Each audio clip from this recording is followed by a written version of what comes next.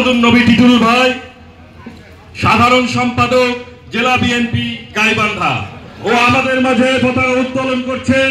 আমাদের উদ্বোধন ওই পতাকা উত্তোলন করছেন জনাব মোহাম্মদ শহীদুজ্জামান শহীদ ভাই, আহ্বায়ক শহর বিএনপি গাইবান্ধা। আজকে 2 নং ওয়ার্ডের এই সম্মেলন ও কাউন্সিলে পতাকা উত্তোলনের মাধ্যমে শুভ উদ্বোধন করছেন গাইবান্ধা শহর বিএনপি সংগ্রামী আহ্বায়ক, বিশিষ্ট সমাজসেবক, বিশিষ্ট ক্রীড়া সংগঠক জনাব মোহাম্মদ শহীদুজ্জামান শহীদ ভাই এবং বাংলাদেশের জাতীয় পতাকা উত্তোলনের মাধ্যমে আজকে কাউন্সিল এবং সম্মেলনের উদ্বোধন করছেন বাংলাদেশ জাতীয়তাবাদী দল গাইবান্ধা জেলা শাখার সংগ্রামী সাধারণ সম্পাদক জনাব মাহমুদুন নবী টিটুল ভাই।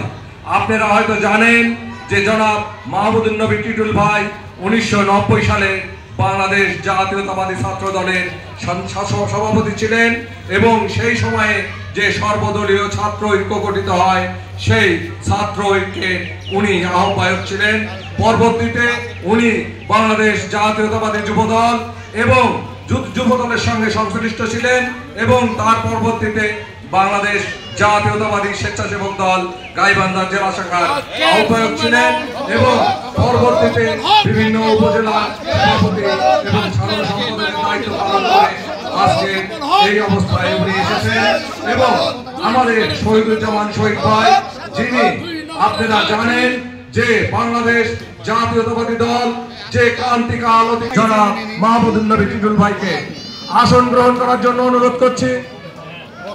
আজকের এই অনুষ্ঠানের সম্মানিত উদ্বোধক গাইবান্ধা শহর বিএনপির সম্মানিত আহ্বায়ক জনাব শহীদুজ্জামান শহীদ ভাইকে।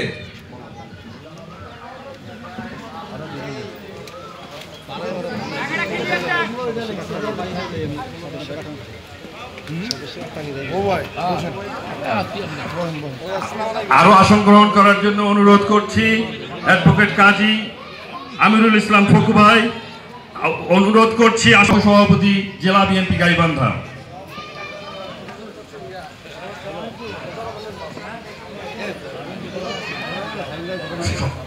মঞ্চে আসন গ্রহণ করার জন্য অনুরোধ করছি জনাব মোশাররফ হোসেন বাবু, সাংগঠনিক বিশেষ অতিথি জনাব মোশাররফ হোসেন বাবু ভাই, সাংগঠনিক সম্পাদক জেলা বিএনপি গাইবান্ধা।